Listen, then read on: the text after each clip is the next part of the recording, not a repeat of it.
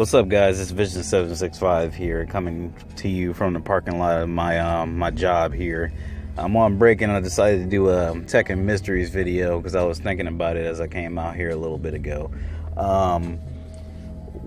Dr.Abel. Is Dr.Abel alive or is he dead? Now, in Brian's Tekken 4 ending, which is pretty much canon, he punched Dr.Abel across the room. Now, I don't know how elderly Dr.Abel is, or if that finished him off or what, but we don't really hear too much from Dr.Abel. And Dr.Abel is like the lead scientist behind the Mishima Zaibatsu, if you guys remember. Dr.Abel was behind Brian, and he's sort of Dr. B's, he's his opposite, because Dr. B, he's the good scientist. Abel is like the bad scientist. It's actually pretty bad that we never got to see these two scientists talk. Abel is, he's like the evil guy. Dr. Abel was behind Genicel, as a matter of fact. Genicel is something that was created through G Corporation, I believe. Or maybe, was it G Corporation? Was he being a double agent? I forget what it was, but no, it was the Mishima Zaibatsu. Sorry, guys. Genicel is supposed to suppress the double gene, so it enables you to control it, basically. Now, I don't know what happened to him, because that punch could have killed him. It looked like Brian punched the fuck out of Dr. Abel in his ending. And that's what I'm here to talk about. Is he alive, and is he still making monstrosities such as Brian?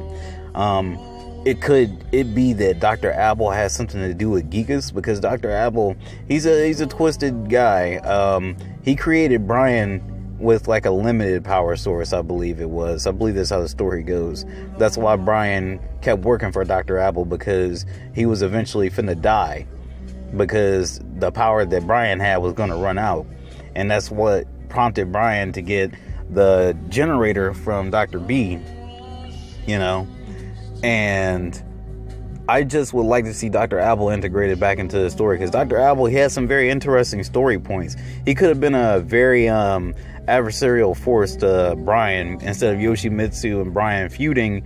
That feud should probably end in Tekken 7, if you ask me. I would love to see Yoshimitsu move on. I don't know if Dr. B necessarily died. It seems like he has, but I would like to see Dr. B alive.